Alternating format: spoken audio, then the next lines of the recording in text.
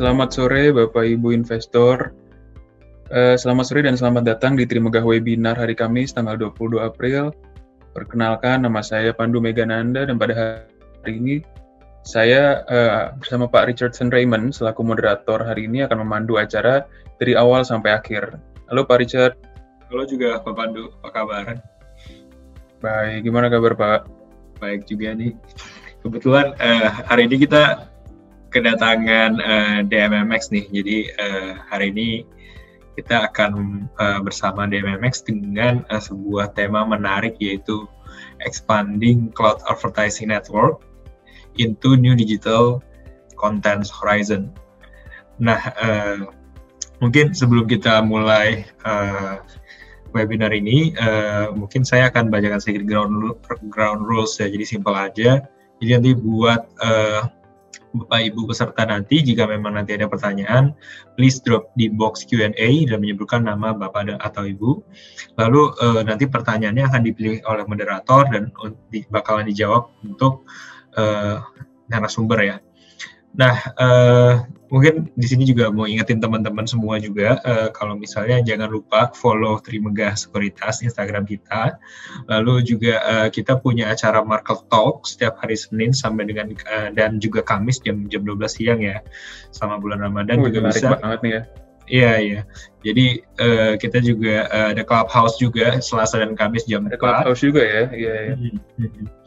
Terus ya mungkin bisa diikutin ya, jadi kalau teman-teman yang pengen tahu selalu update tentang info market, nah ini bisa di follow dan dengerin ya dari acara-acara kita di IG dan juga di Clubhouse. Ya, oke. Mungkin saya nambahin aja, ini juga ada giveaway yang dipersembahkan oleh IDX dalam bentuk saldo RDN untuk 10 orang dengan pertanyaan terbaik. Jadi kita harapkan Bapak Ibu stay sampai akhir acara, karena di akhir acara akan ada pengumuman, dan jangan lupa juga boleh menanyakan pertanyaan yang bagus. Semakin bagus pertanyaannya, nanti akan dipilih dari tim Trimegah untuk dapat saldo RDN. Oke, sebelum kita mulai, gue pengen nanya Pak Pandu dulu nih, kapan terakhir Pak Pandu itu ke KFC ya? KFC ya, waduh, ayam goreng tuh enak sih. Kapan ya, kalau nggak salah sebelum puasa sih. Kenapa tuh Pak? Nah, pernah perhatiin nggak sih kalau misalnya di KFC itu kan ada layar-layar yang menampilkan menu dan promosi KFC ya? Tahu nggak sih itu apa? Ya itu bukannya cuma layar doang ya Pak, tampilin menu. Nah, itu apa lagi sih? Itu disebutnya digital cloud advertising. Nah, kebetulan hari ini kan kita kedatangan dari urusannya langsung ya di MMX. Nah, kita akan bahas nih sesuai tema yang tadi kita sempat bicarakan di awal, dari di MMX ini akan mulai ke digital content horizon ya. Jadi nanti kita bersama mereka, mungkin kita sambut dulu aja ya langsung. Boleh.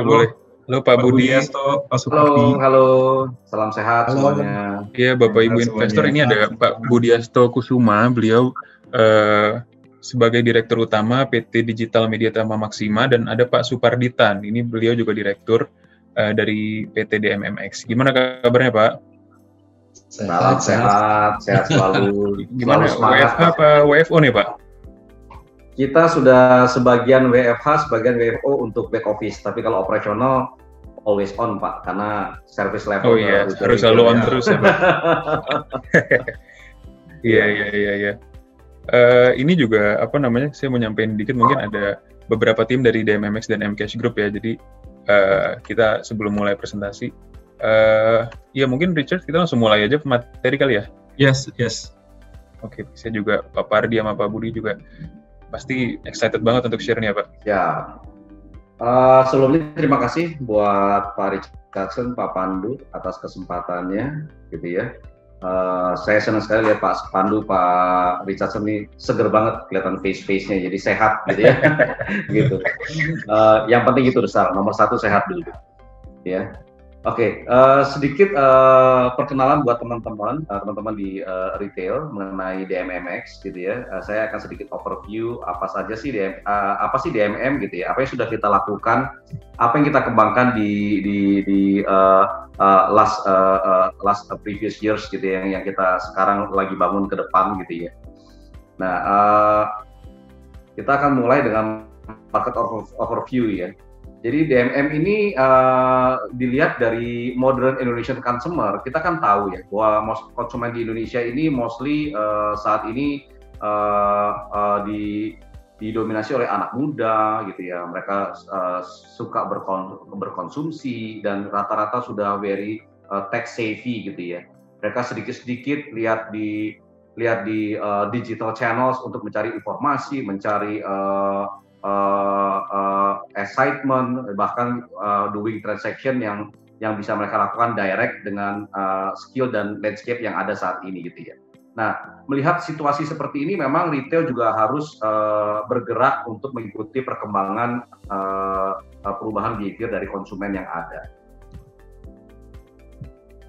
Nah, kalau dilihat dari sisi new content dan media landscape, jadi kalau di era saat ini tuh sudah eranya era multimedia gitu ya, era multimedia, which is Indonesia bahkan masuk dalam salah satu negara yang penetrasi sosial medianya cukup besar gitu ya. Sudah 59% dari populasi itu sudah mempunyai akun sosial media. Dan sangat percaya dengan influential dari rekan-rekan atau lingkungan sekitar yang mereka lihat. Jadi very impulsif. Konsumen kita ini very impulsif. Mereka bisa menentukan decision to buy itu dari berbagai omni information source, dari temannya, dari digital marketing, dari in-store information, dan mereka sudah terbiasa. Mata mereka ini nggak seperti mata orang-orang zaman dulu melihat still image. Sekarang mereka sudah di spoiled by teknologi. Mereka lihat rich content yang terjadi di era saat ini. Jadi kalau cuma sekedar poster mungkin nggak nengok kalau anak-anak zaman sekarang. Tapi harus ada sesuatu yang bisa membuat mereka aware, sehingga mereka menimbulkan interest terhadap konten-konten yang mereka ingin melihat gitu ya. Kita tahu bersama sekarang OTT juga berkembang cukup luas ya, seperti Netflix, Disney gitu ya, GoPlay yang di lokal gitu ya. Dan Indonesia ini juga untuk local brand ini juga cukup tumbuh sangat tinggi kepercayaan terhadap local brand gitu ya. Makanya kombinasi dari digitalisasi behavior yang berubah sangat signifikan, DMMX berusaha untuk memberikan solusi yang terbaik untuk teman-teman di retail. Nah, kalau lihat dari market potensial di Indonesia untuk industri advertising, e-commerce, dan media dan entertainment itu masih sangat menjanjikan ya. Dari sisi advertising sendiri gitu ya, saat ini masih 5,3 miliar dolar di Indonesia diprediksi di tahun 2024 gitu ya. Itu masih tumbuh 13% dan mostly digital yang akan took the place gitu ya. E-commerce sendiri tumbuh sangat luar biasa, di 24% diprediksi di 2022 hingga 5,3 billion US dollar gitu ya.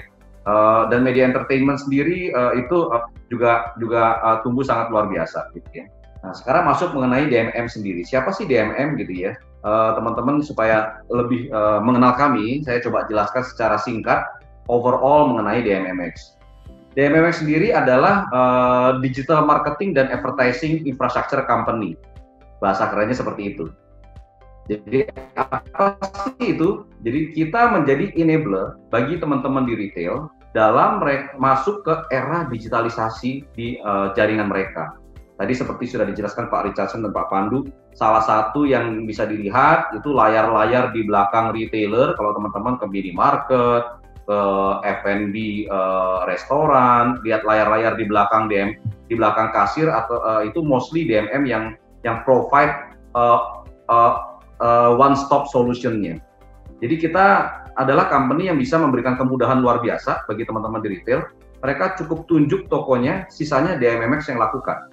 Kita yang sediakan hardware-nya, kita yang sediakan enclosure-nya, kita yang lakukan installation, kita yang berikan cloud system yang DMM ciptakan untuk mereka, bahkan tailor-made retail by retail sesuai dengan kebutuhannya, gitu ya, sampai ke connectivity, operational, troubleshooting, gitu ya. Mereka as simple as tunjuk saja tokonya, DMM yang akan memprovide end-to-end solution untuk mereka, gitu ya. Jadi kebetulan saat ini traction DMM sudah di 30 kota across Indonesia. Itu data per Desember. Per bulan ini saat ini sudah mencakup 35 kota, mengikuti sebaran retail di seluruh Indonesia. Kebetulan kami baru listed di 2019 ya, tanggal 21 Oktober. Tidak terasa kita saat ini sudah masuk ke 2021, which is sudah 1 tahun lebih ya kita listed. Ya. Dan kita sudah tersebar di 30 kota ya. Nah, ini ada CEO-nya DMMX, Pak Budi. Lalu kita sekuritasnya sih. Ya. Oke. Di slide ini saya persilakan Pak Supardi bercerita sedikit mengenai pertumbuhan kita ya dari 2017 hingga saat ini. Silakan Pak Supardi. Ya, terima kasih Pak. Ya, jadi dari 2017 kami baru memfokuskan diri menjual hardware, makanya revenue-nya baru 16 miliar ya. Nah, tapi di 2018 kami menambah bisnis model kami gitu ya. Karena penjualan hardware bukan bisnis yang sustain gitu ya. Nah, makanya kami buat suatu solusi cloud SignNet platform ya, yang saat itu di Indonesia belum populer gitu ya. Jadi banyak sekali orang pasang TV, tapi belum mengenal mengenai SignNet, belum mengenal mengenai pengelolaan SignNet. Jadi pada tahun 2018 kami sudah mencapai 5.000 layar dengan 4.000 titik ya. Jadi ada 4.000 site ya. Pencapaian kami jadi growth-nya kalau revenue hampir 260%. Dari 16 miliar menjadi 59 miliar. Tahun 2019 kami berkembang lagi. Jadi kalau dilihat jumlah layarnya memang bertambah tidak terlalu banyak, jadi 7.000 layar, ya ada di 5.000 titik. Tapi kami mengembangkan di trade marketing, ya bekerja sama dengan SRC gitu ya. Ada pada tahun 2019 hampir lebih dari 50.000 titik yang menggunakan aplikasi kami. Dengan inisiatif baru itu, growth bisnisnya menjadi tinggi sekali, revenue-nya tumbuh di atas 250%, revenue-nya dari 59 miliar menjumping menjadi 211 miliar ya. Nah, 2020 itu adalah saat pandemi ya. Jadi pada awalnya pada banyak mungkin investor khawatir gitu ya. Ternyata bisnis kami terus bertumbuh gitu ya, bahkan lebih kencang dari sebelumnya ya. Memang ada bulan awal di Maret sampai Mei yang memang kami agak melambat karena memang PSBB gitu ya, tapi setelahnya kami mengejar. Ya kalau nggak PSBB tentu akan jauh lebih tinggi lagi nih performa kami ya. Jadi year on year itu udah 15.000 layar, di 11.000 titik, ada 83.000 titik poin untuk trade marketing yang kami lakukan. Revenue sampai September 2020 adalah 348 miliar. Closing kami percaya di atas 400-an lebih, nanti mungkin akan segera setelah kami rilis ya. Nah, jadi pada tahun 2020 kami membuat joint venture dengan Bumi Langit ya. Bumi Langit adalah kalau di luar negeri mungkin tahu Marvel ya gitu ya. Nah, kalau untuk IP di Indonesia semuanya mungkin majority dimiliki oleh Bumi Langit gitu ya. Ada mungkin kalau yang dulu kenal Si Buta gitu ya. Kalau yang baru-baru ini filmnya tahun lalu, 2 tahun lalu ya, Gundala gitu ya. Dan tahun ini rencana ada beberapa movie yang akan diterbitkan gitu ya. Dari Bumi Langit pun nanti kami ada bikin komik dan gamification ya. Nanti bisnis modelnya akan dijelaskan oleh Pak Budi gitu ya. Nah, tahun 2021 kami nggak berhenti berinovasi ya. Kami mengembangkan teknologi kami dari SignNet yang ada dengan targeted AI. Jadi orang bertanya apa targeted AI? Jadi kami fokus di retail industry ya. Nah, retail industry saat ini agak sulit untuk menentukan sebenarnya orang yang datang ke toko itu umur berapa, gendernya bagaimana gitu ya.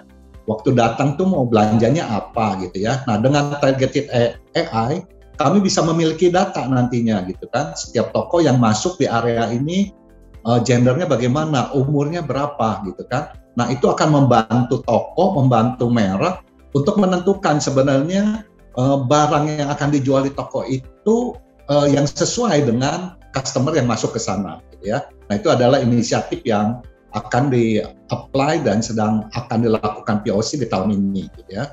Selain itu mungkin inisiatif besar yang sudah kami lakukan adalah kolaborasi ya, joint venture company dengan Rans ya, dengan Raffi tentunya. Ya seperti kita tahu Raffi punya endorsement cukup tinggi di Indonesia. Nah, nanti surprise cerita mengenai micro influencer biar Pak Budi sampaikan di slide selanjutnya. Jadi untuk summary aja dari sini bahwa growth daripada revenue kami di atas 200%, ya, 2017 ke 2018, 2018 ke 2019, profit pun demikian, ya nanti di bagian slide belakang akan kita jelaskan, gitu kan. Kami terus bertumbuh dan terus berinovasi, gitu. Ya, silakan Pak Budi. Terima kasih Pak Supardi. Nah, berikut adalah summary ekosistem yang DMM bangun ya, buat teman-teman. Jadi awalnya kita memang bangun basic infrastructure di content management platform yang bisa memanage jaringan komunikasi melalui layar digital, khususnya di segmen retail, gitu ya. Jadi kita membuat solusi yang semudah mungkin bagi teman-teman di retail. Jadi tadi seperti yang saya jelaskan, teman-teman retail cukup tunjuk tokonya saja, sisanya DMM yang provide, gitu ya. Kenapa sih mereka perlu solusi seperti ini?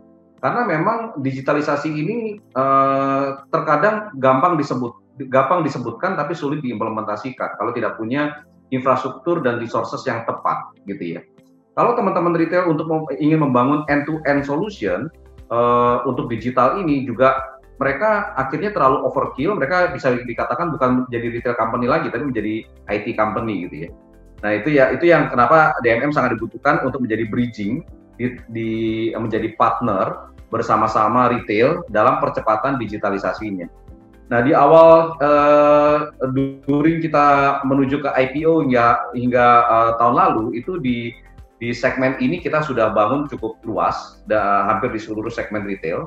Salah satunya di modern retail itu hampir di seluruh jaringan retail seperti Indomaret, Body Shop, dan banyak lagi, gitu ya. Offices seperti BCA, public agency seperti Transjakarta, Angkasa Pura, gitu ya. Itu kita sudah cukup kuat membangun fundamental di awal. Nah di tahun 2020-2021 kita kembangkan lagi ke engagement points-nya. Jadi layar-layar yang sudah terpasang di jaringan-jaringan retail tersebut, kita berikan tools tambahan, add-on tools dengan engagement excitement. Salah satunya menggunakan IP Bumi Langit, gitu ya, dan Digirans. As simple as seperti ini, misalnya layar di minimarket, kalau biasanya hanya menampilkan hard selling, dengan ditambah add-on value berupa karakter Gundala misalnya, gitu ya. Karakter Gundala dikombin dengan promotion produk tertentu di running di outlet tertentu, tentunya akan menarik, gitu ya.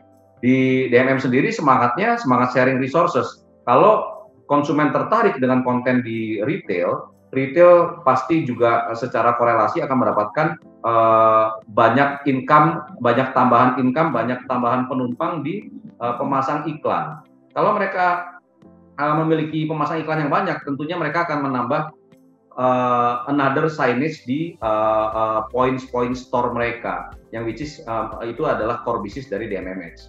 Jadi cycle ini kita bangun untuk bisa membangun sustainability growth dari DMMX sendiri dan traction engagement di segmen retail, gitu ya. Nah, berikutnya juga di 2019 hingga 2020 kita sudah mengembangkan jaringan di traditional market, bekerja sama dengan institusi besar ini. Salah satunya adalah SRC. Itu adalah warung yang diberikan brand oleh Philip Morris Group, gitu ya, dengan nama toko SRC, Sampurna Retail Community, gitu ya. Kita membuatkan platform trade marketing platform yang membantu teman-teman di Philip Morris untuk mendeliver digital insentif ke level warung dengan mudah, gitu ya. Dan kalau dulu insentif itu dibagikan ke level warung itu berupa physical product. Kalau teman-teman tahu, biasanya warung jualan produk A banyak, bonusnya kalau nggak piring gelas, gitu ya. Tapi mendeliver piring dan gelas itu akan lebih sulit daripada mendeliver digital product, gitu ya. Makanya kita buatkan platform commerce yang saat itu untuk mendeliver trade marketing insentif sampai ke level grassroots di warung. Di tahun ini kita lihat jaringan kita di commerce platform dengan target mom and pop stores ini sudah cukup luas.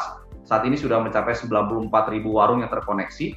Kita kembangkan lagi saat ini akan dikembangkan ke B2B physical product yang membantu warung-warung untuk mendapatkan insentif berupa barang-barang fisik dan commerce berupa barang-barang fisik. Nah, berikut adalah jaringan kami di Indonesia. Jadi saat ini kita sudah tersebar di 30 kota, ya, mengikuti sebaran retail, teman-teman di retail di seluruh Indonesia dalam mengelola digitalisasi di outlet mereka, gitu ya.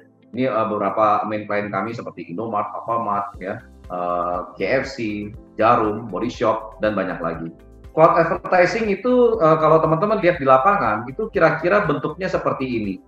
Jadi kalau di belakang kasir teman-teman lihat ada layar-layar seperti ini di Alfamart, di Indomart, di KFC gitu ya, dan di Transjakarta itu mostly terkoneksi dengan platform yang DMM bangun gitu ya.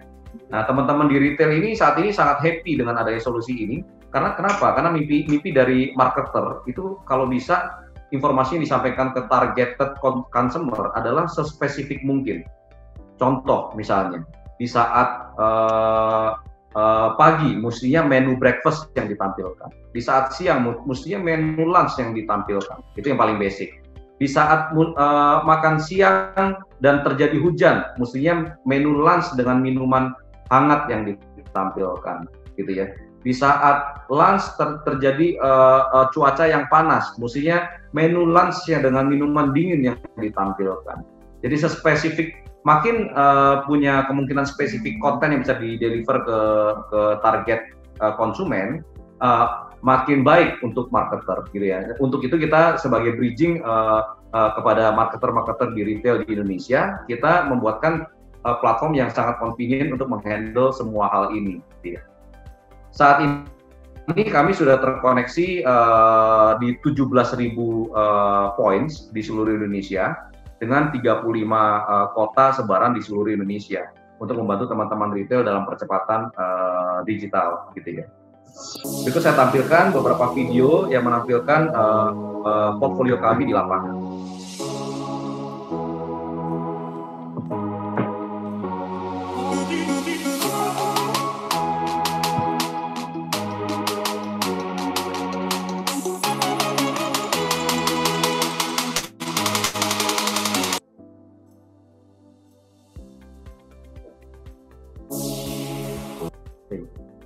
Nah, selanjutnya saya akan jelaskan mengenai digital trade marketing yang kita sudah deploy di warung-warung pojok bayar dan kios warga, gitu ya.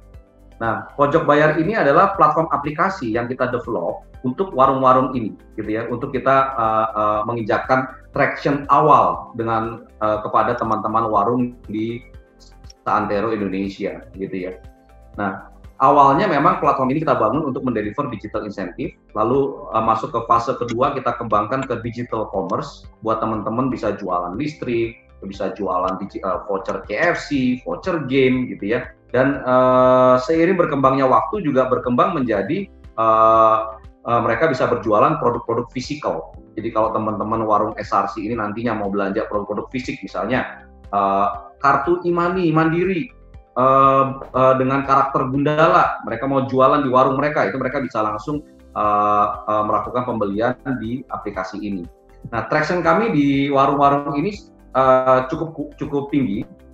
Saat ini sudah terkoneksi di 94.000 warung dan aktif melakukan transaksi dan aktif mendapatkan insentif secara reguler melalui aplikasi SRC Pojok Bayar.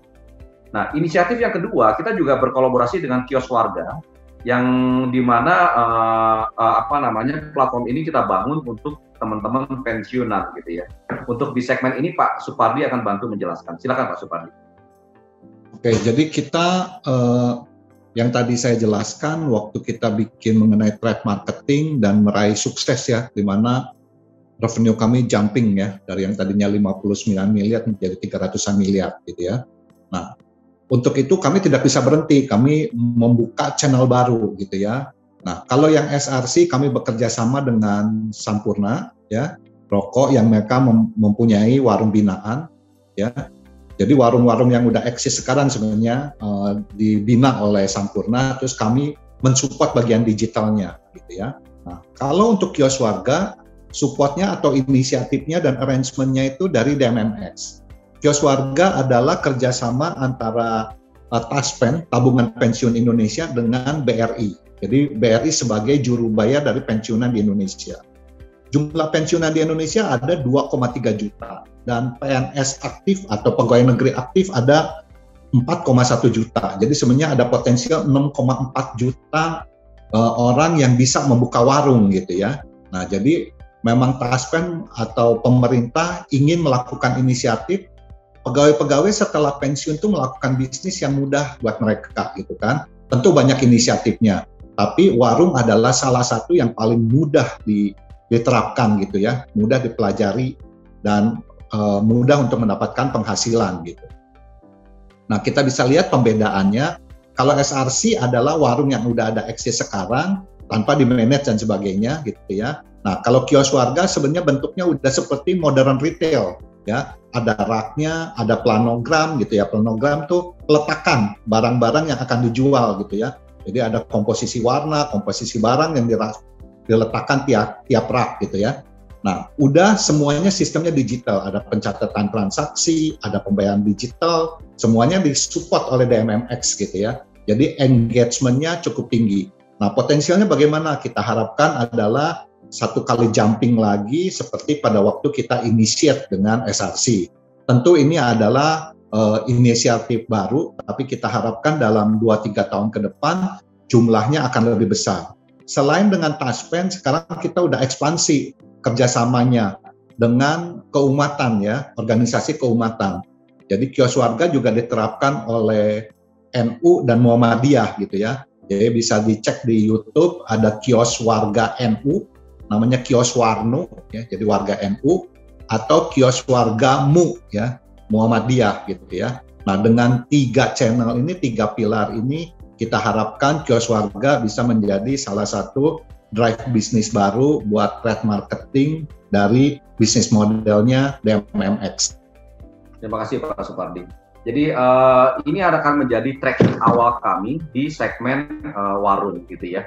Jadi buat teman-teman, kita tahu bersama bahwa warung ini basic revenue-nya mereka adalah dari basic transaksional, mereka jualan barang-barang kelontong ya.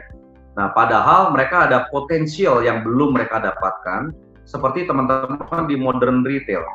Kalau di modern retail, itu sudah banyak mereka dapatkan back margin, tidak cuma dari komersial, dari penempatan barang, dari promosi di belakang kasir, seperti yang sudah dideploy oleh DMM, gitu ya, dari trade marketing yang mereka lakukan di toko, mereka bisa mendapatkan another revenue lagi. Nah, teman-teman di warung ini kan belum, gitu ya. Nah, ini sebagai fundamental awal kita menginjakan traction di level warung untuk nanti kita upgrade bertahap agar warung-warung ini bisa mendapatkan kanal-kanal revenue tambahan di luar basic komersial gitu ya. Nantinya bisa yang beberapa yang sudah kita deploy di toko-toko SRC juga kita pasang layar di belakang kasir mereka gitu ya, sehingga memungkinkan mereka nggak cuma dapat untung dari jual beli barang dagangan, tapi mereka juga bisa mendapatkan profit tambahan dari advertisement yang dipasang di belakang kasir mereka dari brand-brand yang memang produknya dijual di outlet mereka gitu ya. Jadi itu semangat DMM kenapa kita bangun dua fundamental yang cukup luas di segmen ini. Nah, ini salah satu contoh aplikasi DMM dengan inisiatif menggunakan IP Bumi Langit bersama Bank Mandiri gitu ya. Kalau dulunya Bank Mandiri menjual kartu e-money ini hanya transaksional, jual kartu lewat jaringan retail ke direct konsumen gitu ya. Nah, sekarang dengan adanya digitalisasi dimungkinkan si kartu Mandiri ini bisa di-expand lebih luas lagi gitu ya, mempunyai traction yang lebih kuat lagi. Seperti apa tractionnya? Jadi as simple as seperti ini. Dulu waktu e-money didistribusikan, itu yang bisa di-track oleh bank itu adalah mereka tahu kartu e-money ini dipakai di mana, di jalan tol, di busway, di KRL misalnya. Tapi sulit untuk pihak banking mengetahui siapa sih pengguna exact kartu e-money ini di lapangan gitu ya. Karena mereka karena kartu ini offline base, mereka sulit untuk men-track data-data tersebut kecuali melalui survei, gitu ya. Nah, melalui digitalisasi kita memungkinkan banking jadi tahu siapa pengguna kartu ini hanya menggunakan simple tools digital gift. Saya akan nyalakan videonya supaya teman-teman ada bayangan. Jadi di belakang kartu Mandiri Bumi Langit itu ada QR code yang bisa di-scan oleh pembeli kartu Mandiri. Mereka tinggal masukkan kode kartu Mandirinya, kartu e-money Mandirinya melalui platform ini, dan mereka bisa mendapatkan direct gift dari Bank Mandiri berupa stiker WhatsApp, gitu ya. Stiker WhatsApp. Stiker WhatsApp apa sih? Menyesuaikan dengan karakter yang mereka beli pada kartunya, gitu ya. Contohnya, kalau konsumen teman-teman beli kartu dengan image Gundala, gitu ya. Itu di belakang QR kartu tersebut, kalau teman-teman masukkan kode kartunya, teman-teman akan mendapatkan direct gift berupa stiker dengan karakter Gundala. Nah, itu stage 1. Stage 2-nya, platform ini juga kita akan kolaborasikan dengan jaringan retail tempat distribusi kartu-kartu tersebut berada. Misalnya, kalau kartu ini dijual di Alfamart misalnya. Kalau dijual di Alfamart, di ending WhatsApp stiker ini kita bisa berikan satu voucher diskon 50% kopi di Alfamart misalnya. Jadi akan menjadi senjata remarketing yang lebih dahsyat dibandingkan menjual dengan cara konvensional, gitu ya. Jadi mereka yang beli kartu-kartu e-money berkarakter Bumi Langit, mereka bisa mendapatkan add-on remarketing yang lebih luas lagi, menyesuaikan dengan jaringan retail tempat mereka mendistribusikan kartu ini. Ya. Nah, untuk memperkuat konten-konten tersebut, kita juga sedang siapkan gamification dari masing-masing karakter yang sudah kita combine dengan teman-teman di retail. Ini adalah salah satu game yang akan kita publish, itu adalah Virgo and the Sparkling.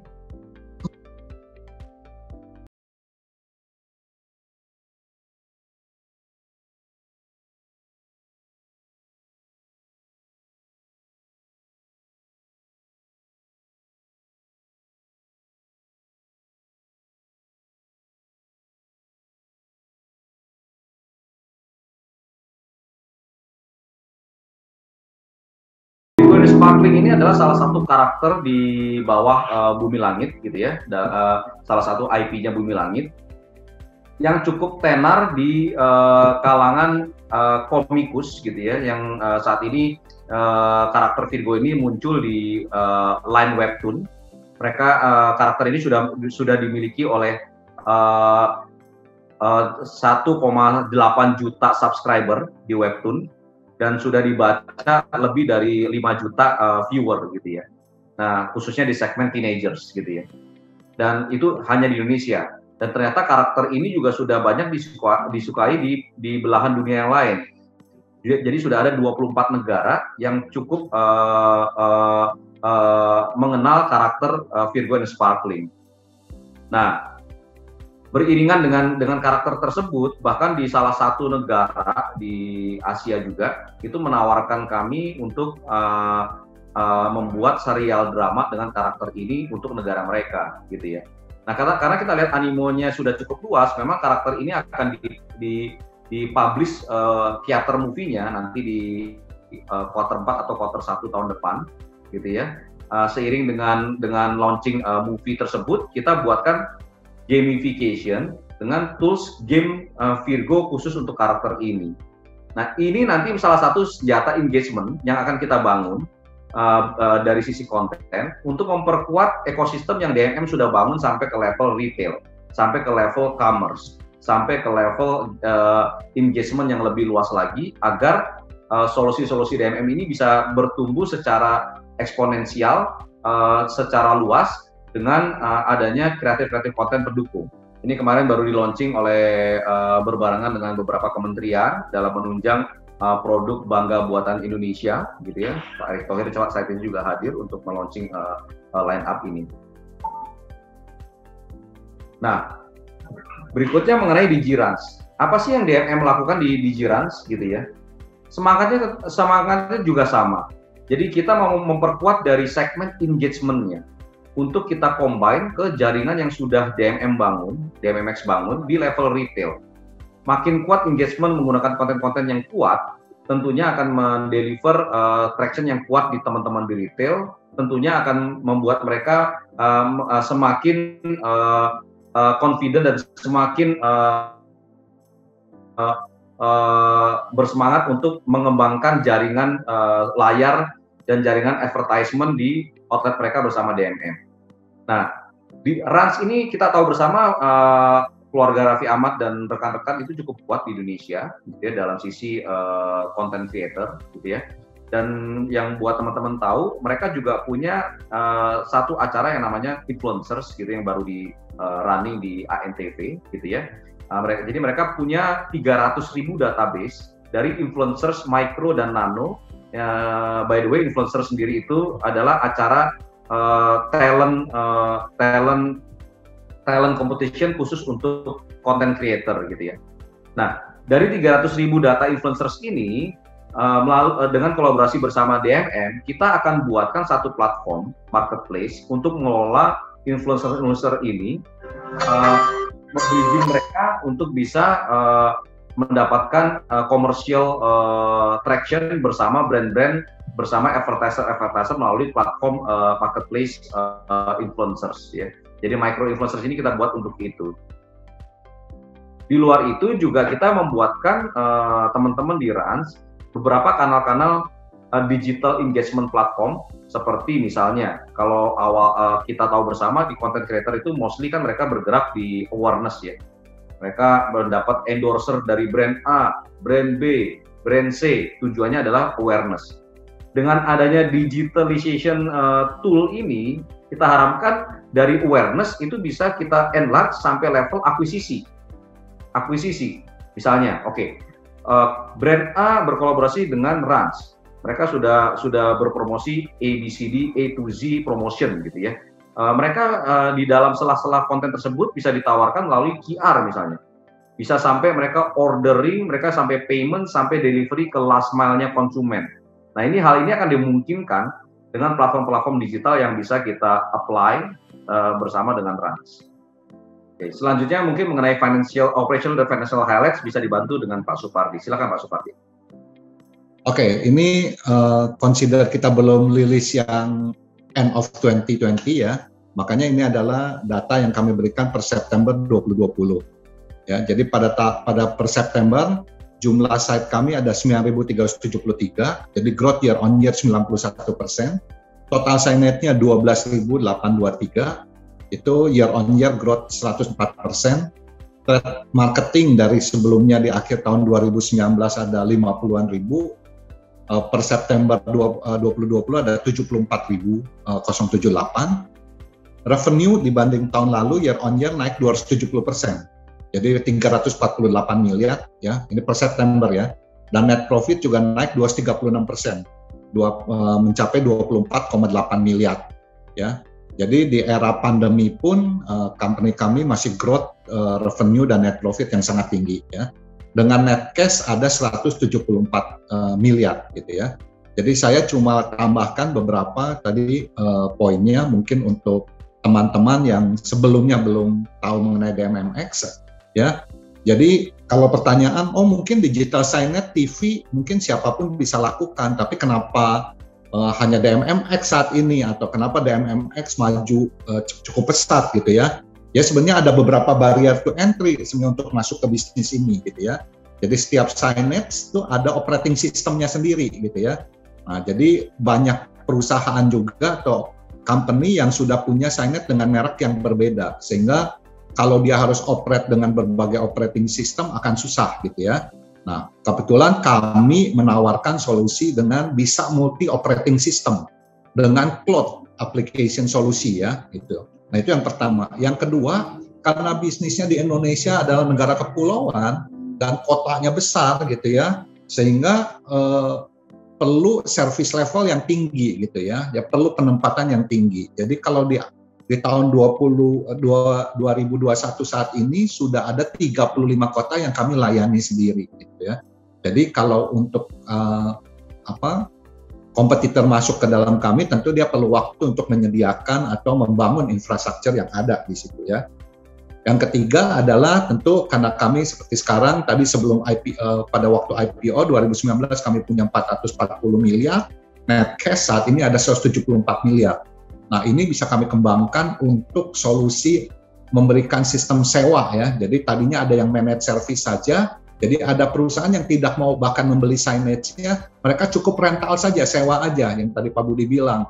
Mereka tinggal tunjuk tempat, kami yang siapkan signage-nya, kami yang manage semuanya, dia cukup bayar bulanan gitu ya. Nah, on top dari situ itu mungkin bisa di-copy ya. Nah, oleh karena itu kami terus berkembang. Makanya kami ciptakan yang ekosistem tadi gitu ya. Bekerja sama dengan Bumi Langit, dengan RAN, sehingga menjadi satu ekosistem gitu ya. On top dari situ juga sebagai tambahan adalah bahwa kita sekarang tidak hanya di trade marketing menjual produk digital, kami akan mengarah pada physical product gitu ya, yang dimana bisa dibayangkan kalau ada 94.000 warung yang saat ini engage dengan kami, mulai membeli barang dari kami gitu ya. Nah, kalau ada berapa pertanyaan, kenapa 2020 revenue-nya bisa naik, net profit-nya juga naik gitu ya. Salah satu alasannya adalah company kami punya base recurring income gitu ya. Jadi tiap bulan kami terima dari sewa managed service ataupun infrastructure as a service. Jadi penyediaan signage-nya juga ini. Jadi kondisinya bagaimanapun bisnisnya akan tetap naik dan profitnya akan naik. Gitu. Baik, itu yang kami sampaikan Pak Budi. Beberapa pengembangan yang kita lakukan juga, jadi kita selalu enrich beberapa fitur-fitur yang kreatif buat teman-teman di retail ya. Awalnya dari layar, mulai dari enclosure creativity. Seperti kalau teman-teman lihat lampu yang di sekitaran signage tersebut itu juga terkoneksi ke cloud. Jadi teman-teman di brand maupun teman-teman di retail pun akan lebih bisa membuat berbagai variasi creativity in store yang mereka bisa lakukan. Nah di sebelah tengah ini contoh adalah salah satu yang kita aplikasikan untuk teman-teman di minimarket dengan menggunakan transparan display gitu ya. Jadi tujuannya, goals-nya adalah membuat traction yang lebih tinggi ke level konsumen, sehingga konsumen melihat konten mereka cukup puas dengan memakai layanan tersebut, sehingga teman-teman di retail dan brand juga cukup puas memakai service dari DMM gitu ya. Karena bisnis DMM sendiri adalah services untuk teman-teman di retail untuk platform digital mereka. Ya. Berikut demikian teman-teman. Jadi waktu dan tempat saya serahkan ke moderator untuk diskusi selanjutnya. Terima kasih. Terima kasih Pak Budi, Pak Pardi. Wah ini menarik banget ya Pak Richard ya. Komprehensif sekali nih yang ditawarin DMM. Ya mungkin ini kita langsung buka Q&A aja ya Pak, mengingat ini juga bulan puasa dan mungkin kita nggak bisa selesai mepet-mepet. Tapi mungkin sebelum Q&A-nya dibuka, saya mau nanya sedikit nih Pak, quick aja nih. Mungkin boleh balik nggak Pak ke slide yang sebelumnya? Yang ke soal ekosistem yang integrasi itu Pak, yang ada panah-panahnya. Oh boleh.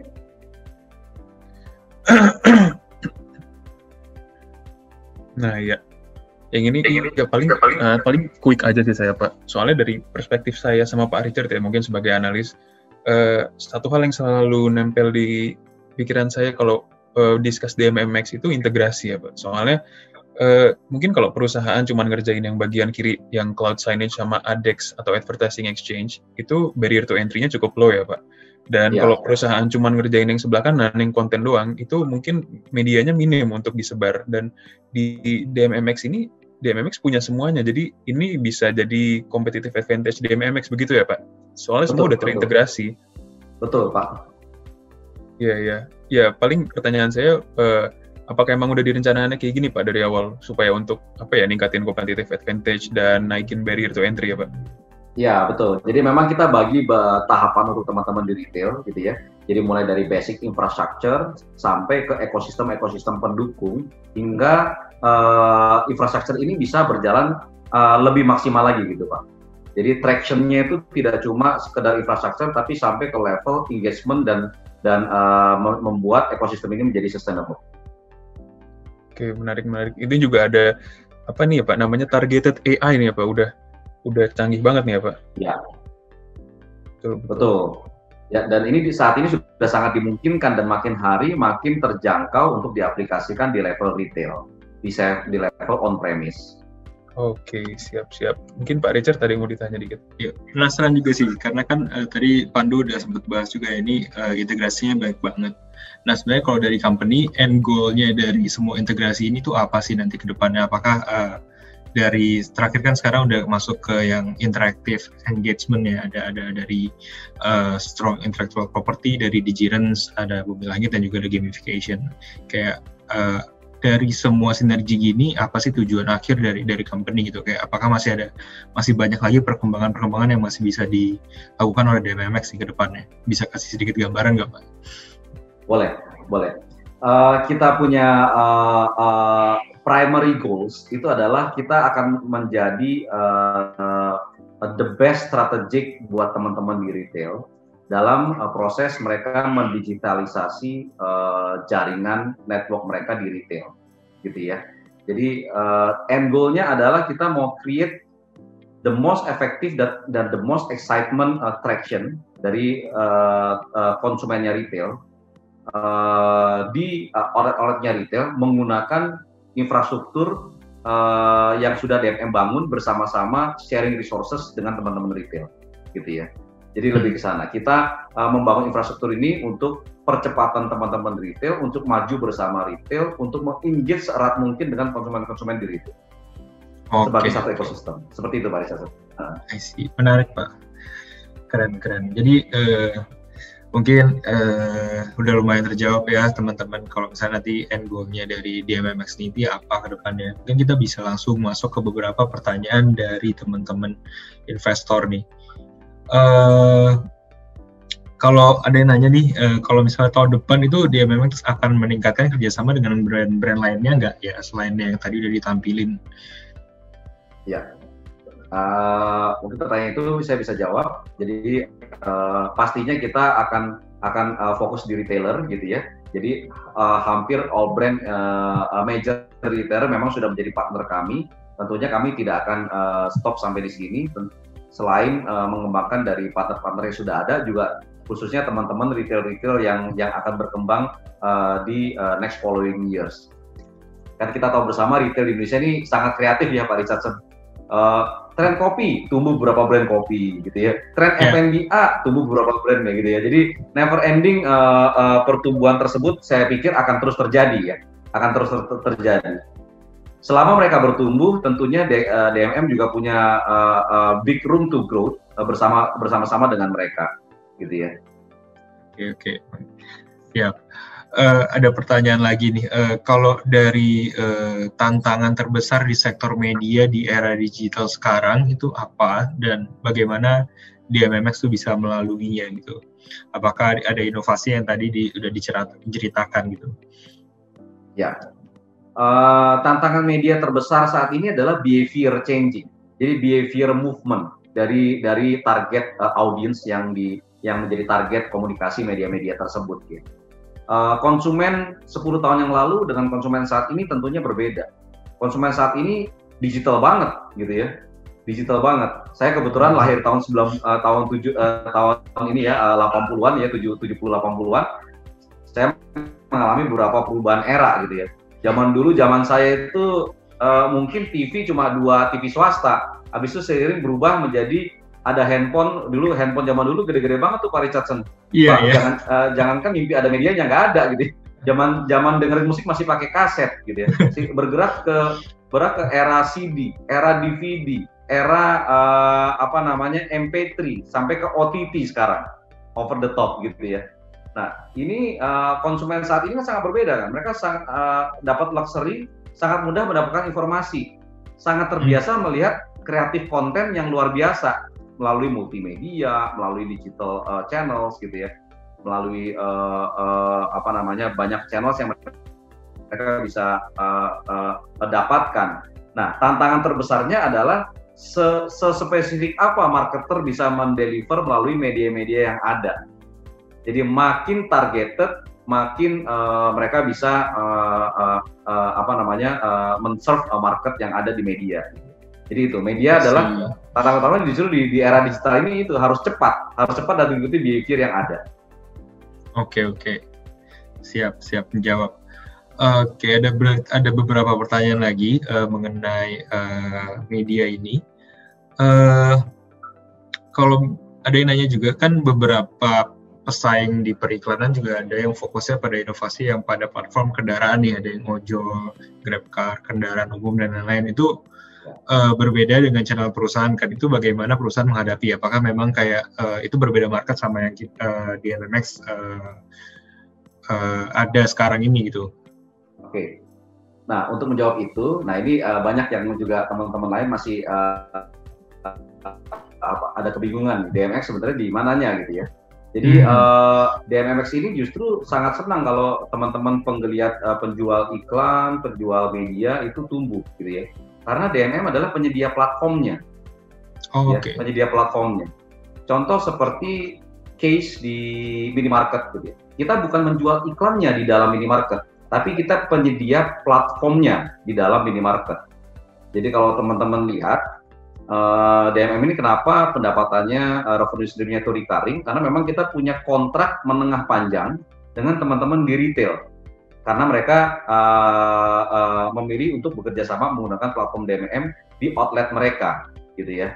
Jadi kalau Pak Richardson lihat layar di belakang KFC, gitu ya, itu kita penyedia platformnya, gitu ya. Jadi si retail punya kontrak yang jangka menengah panjang 3-6 tahun untuk mendapatkan platform dari DMM.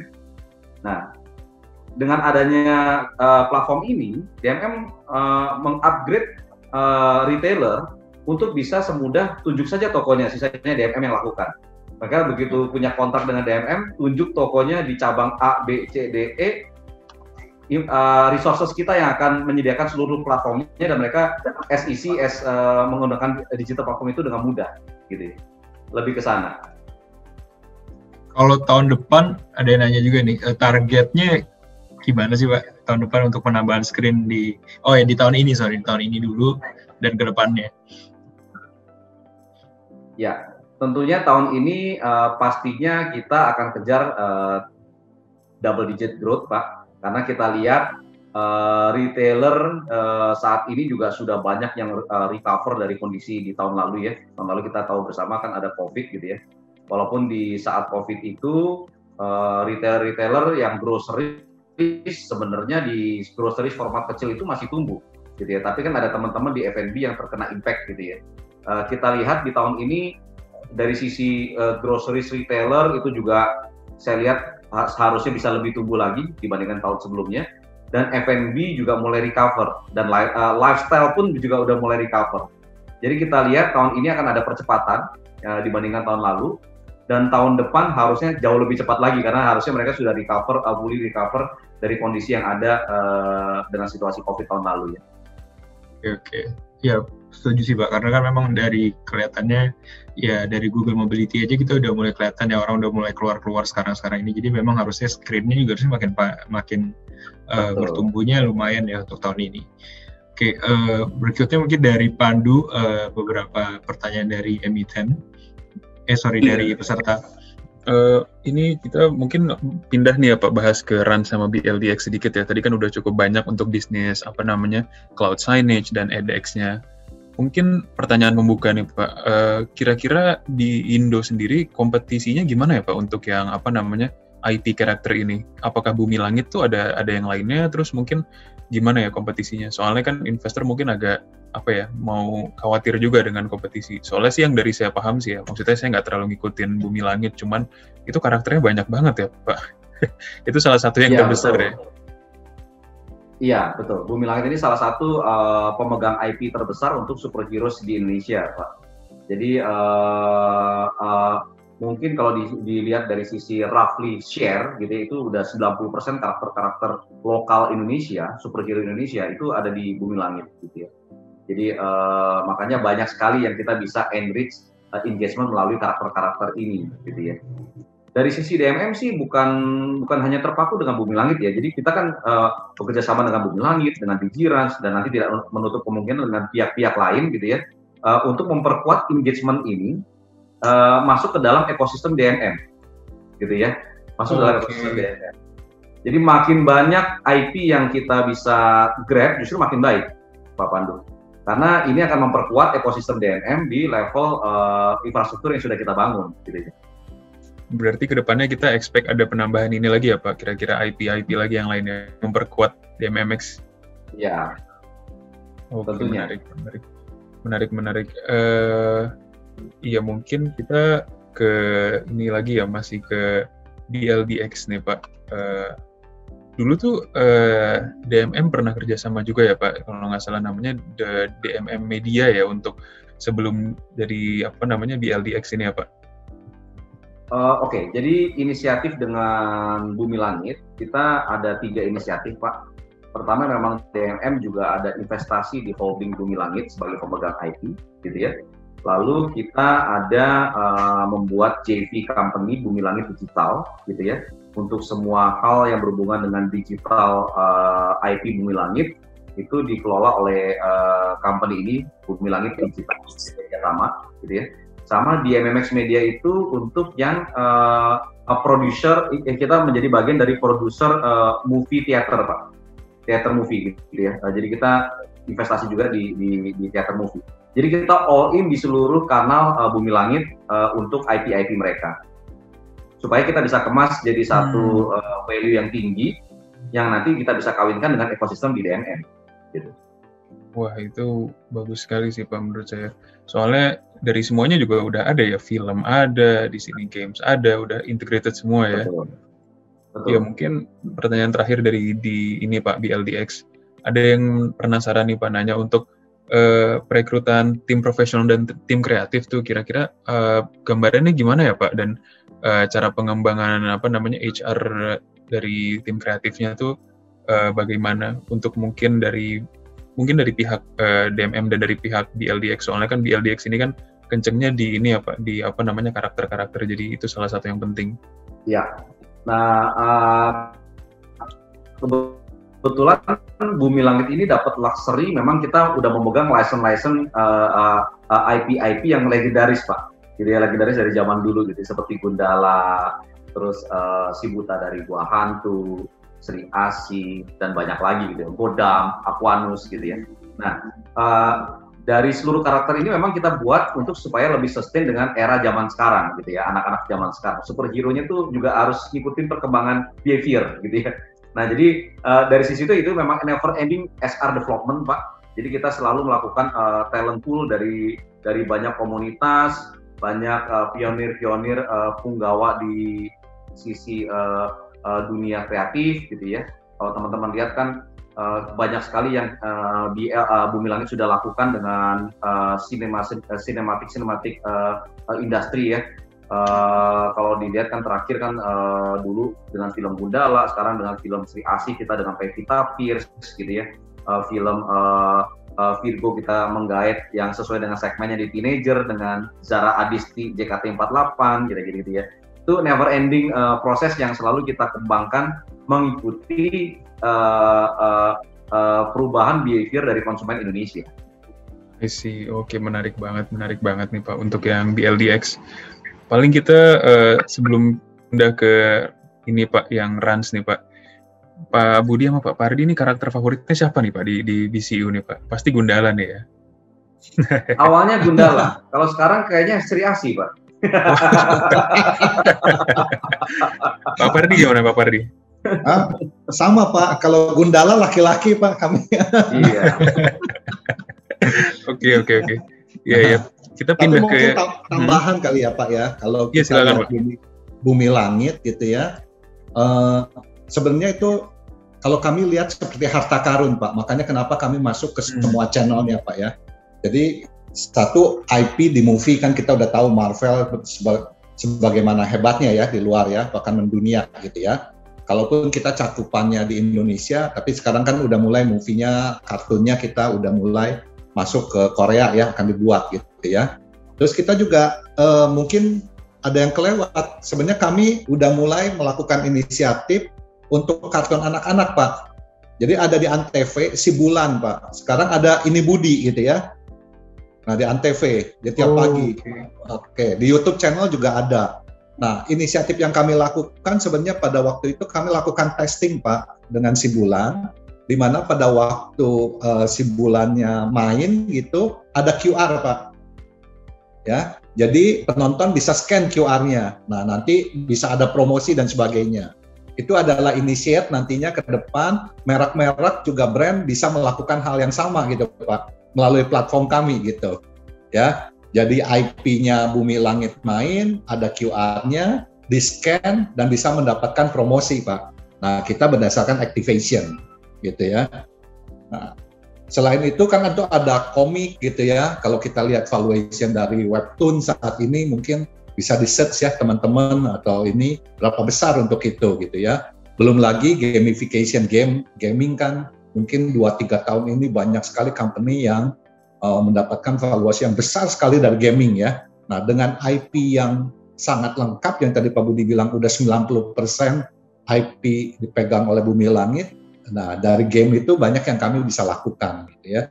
Ya 3 channel ini membuat yang tadi saya bilang seperti harta karun, ya tinggal tunggu kami melakukan preparation untuk menjadikan BLDX ini menjadi satu pilar bisnis yang kuat untuk DMMX gitu Pak. Wah, oke, menarik banget nih. Mungkin untuk Bapak Ibu investor nih, tahu-tahu kalau misalnya lagi nonton kartun di salah satu TV lokal, ada QR code-nya, jangan lupa di-scan ya, Pak Budi, Pak Badri gitu ya. Betul. Untuk nyobain. Nanti boleh dinner sama Pevita Pierce kali ya Pak ya. Canggih juga ya Pak, oke. Ya mungkin kita pindah ke ini ya Pak, ke Rans yang Raffi Ahmad Nagita Slavina. Mungkin pertanyaan basic dulu nih Pak, di Rans, pertimbangannya apa sih Pak dari DMM untuk diriin perusahaan joint venture sama Rans Entertainment daripada mungkin kerjasamanya basis kontrak aja gitu? Ya, kita memang target utamanya adalah mengembangkan sustainability value Pak, bersama-sama secara strategis gitu ya, secara strategis. Karena kita lihat ini content creator yang kuat itu juga punya potensi nggak cuma transaksional ya, tapi bisa jauh lebih luas lagi gitu ya. Karena kita lihat DMM punya infrastrukturnya dan memungkinkan itu terjadi. Jadi kita bangun kolaborasi bersama dengan JV gitu ya. Karena kita lihatnya bukan transaksional jangka pendek tapi menengah panjang gitu ya. Bayangkan Pak, itu baru satu project kita ada 300.000 influencers gitu ya, yang bisa diolah. Itu baru bicara influencers, belum bicara nanti konten-konten yang mereka juga never ending development kan, gitu ya, yang bisa kita combine dengan infrastruktur yang DMM sudah siap untuk diaplikasikan dengan value dari konten-konten mereka, seperti halnya yang kita lakukan dengan Bumi Langit. Gitu. I see, oke. Ya Rans ini juga salah satu di kanal ini justru betul. Iya silakan Mbak, silakan. Di kanal ini justru kita kalau bisa seluas mungkin nanti kita grab, tapi yang paling mempunyai exposure yang paling efektif untuk masyarakat Indonesia. Tentunya akan sangat memiliki mutual kolaboratif di infrastruktur DMM yang sudah dibangun oleh DMM. Oke. Ini Rans ini salah satu ini ya Pak, production house terbesar di Indonesia ya Pak. Banyak banget influencersnya Pak, sama views-nya juga ya. Betul. Ya. Mungkin Pak Richard nambahin dari Rans nih sebelum kita close Q&A ya, mengingat udah jam hampir 5:05.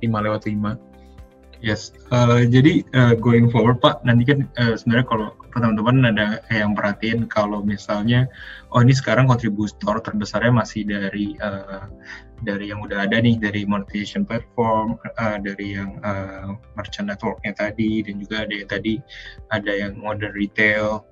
Nah itu trade marketing. Nah itu nanti ke depannya itu apakah seberapa besar sih impact-nya kayak yang nanti mulai ada nih dari IP, dari Digirans bilangin sama gamification tuh bagaimana impact-nya ke perusahaan secara mungkin secara keuangan juga dan juga secara overall performance ke depan. Apakah nanti ekspektasi setelah ini itu semua udah berjalan, apakah nanti kayak langsung meledak dari sisi pertumbuhan channel-channel retailnya dan lain-lain?